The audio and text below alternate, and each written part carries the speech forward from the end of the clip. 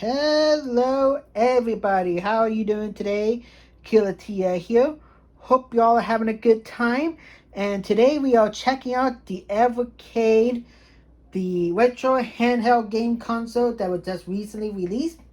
It was supposed to be released earlier this year, but Corona and such, getting in the way of things and such.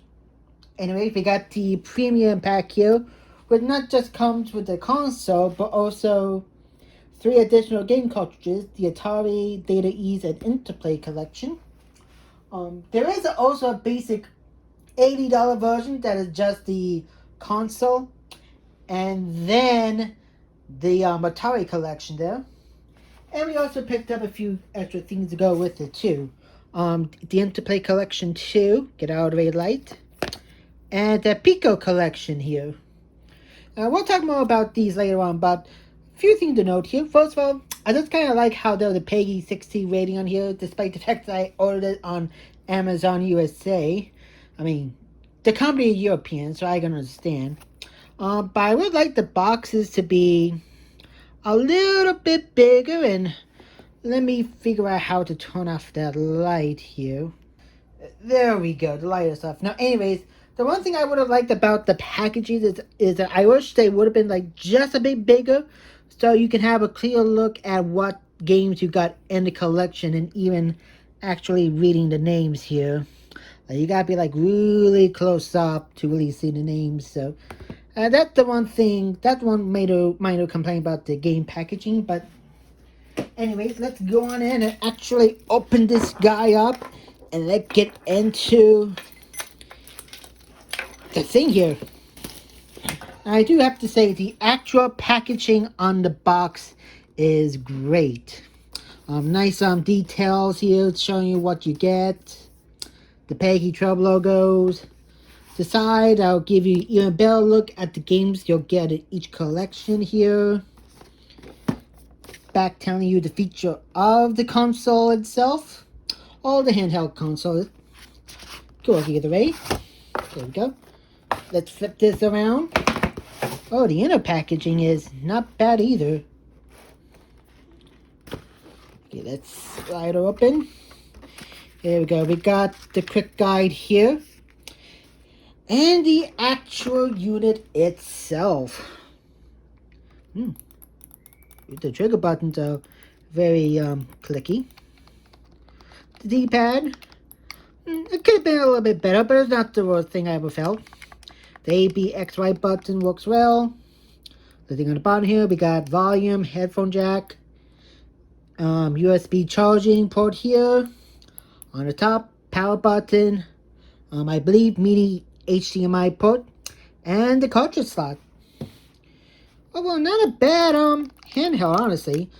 Like, the only real complaint I can really think of right now is that for some reason, even though it's supposed to be like a retro gaming handheld, they went with a widescreen display here, which is like very odd, very disappointing, but I can kind of understand from an economic standpoint. I mean, it's just so much easier to find widescreen displays like this in bulk than it is like 4:3 aspect ratio these days, so disappointing but understandable. Now here we go, the other cartridges in our hands here. We got the Atari one right here, collection number 1. Not really a huge fan of the Atari games, but that's only really because the Atari was, well, before my time here, and I apologize for my nephew's excitement for his games here. And then we have Data East collection.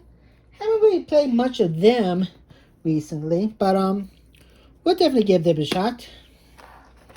And then the Interplay collection. Now, this one I think would probably be the better of all the 3. We got Oathworm Jim, Clay Fighter, and Boogerman here. So I think they'll probably be the best out of the 3.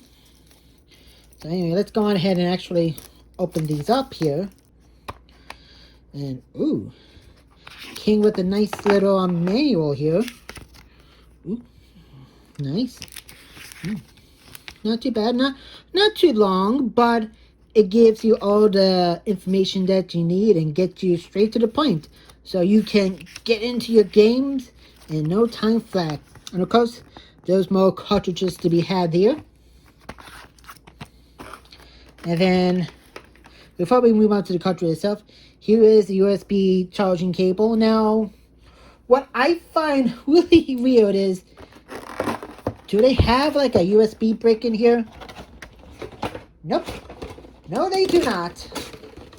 Like, you would think if you were spending like $80+ on a device that needs USB charging, that you would actually have a USB brick to connect it to the wall.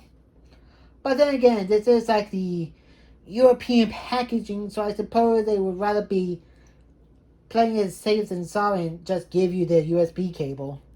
I mean, I have a few extra USB bricks, but it's disappointing about that. And then the cartridge itself.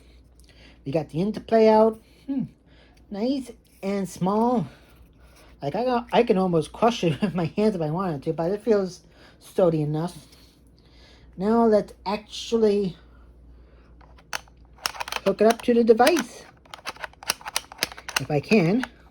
Hold on, am I doing this right? There we go. There we go. Ooh. There we go. Okay. A little bit of a tight squeeze, but it actually fits in quite snugly. And it actually, to my surprise, mixes in quite well with the actual console itself. Seriously, if it wasn't for that Interplay logo and such, you wouldn't guess that there was a cartridge inside the device. So let's see if we can take it out. There we go. It's actually easier to take it out than it is to bring it in. Anyways, let's go on ahead and turn on this bad boy. See what we get here. Okay, come on. Interplay. Get back in there. Get back in there. There we go. Oh, actually easy to get in the second time around. So let's power it on. There we go.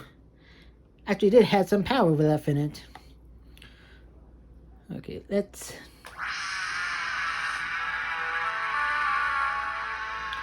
I like the intro screen. Okay, let's zoom in just a little bit here. Okay.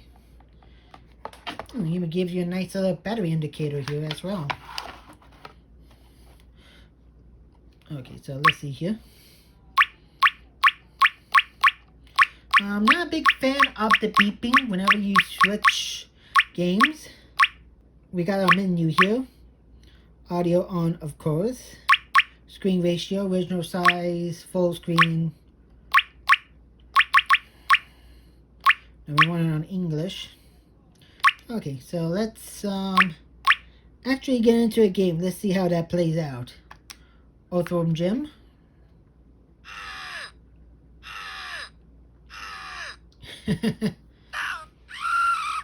Cute. Now, I am not sure if it's the Sega Genesis or the Super Nintendo versions are emulating with this. Oh, it's the Sega Genesis.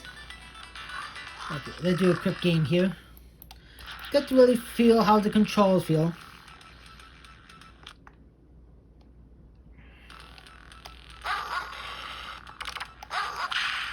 Okay, A to fire, B to rip, and Y to jump. There we go. Not a huge fan of having Y to jump, but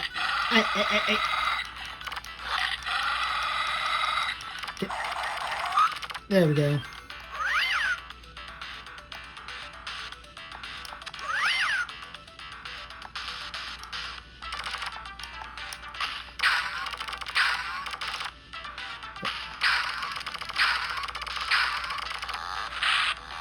The carrot has been launched. I hope you're happy with yourself, Rogue. Oh, you can save your states as well. Nice little feature there. I mean, this is technically emulating the games and such. So let's see, original size, full screen.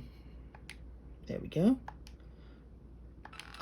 Okay, so full screen just stretches out the images a bit.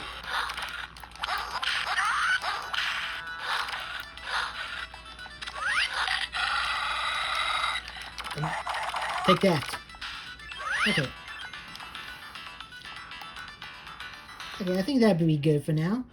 So I'm gonna go on ahead and test out the mini HDMI capabilities of this with a different game, and we'll see you back here in a little bit. Ladies and gentlemen, here are the combatants for this extravaganza. Bad Mr. Frosty versus Helga. Now here we are playing Clay Fighters on the same Interact Collection here. This is emulating the Super Nintendo version, not the Sega Genesis version, so keep that in mind that these collections will be emulating different game consoles depending on the game. Anyways, the Evercade Handheld is outputting a nice crisp 720p image, which is very enjoyable. And not to mention that the controls themselves are pretty good. I mean, nothing too bad here about them.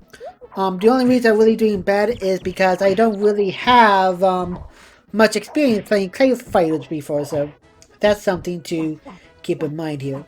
There was one thing I noticed while I had this device connected to my capture device is that the Evercade was making a weird buzzing noise, and let me show you what I mean. I've noticed when connecting this to an HD TV is that the Evercade making this weird buzzing noise. I'm not sure if you can hear it, but it is audible to me. I'm not sure what the issue is. I hope Blaze, the people behind the Evercade, can come up with the fix to that, because otherwise, other than that, it has been an enjoyable experience playing Clayfire on a nice TV or monitor through this otherwise very well built handheld device. I should also mention that there was like no real way to do any local multiplayer with the Evercade. Which is kind of a shame because for a fighting game like Clay Fighter, you want to have somebody else to play with to really enjoy the game.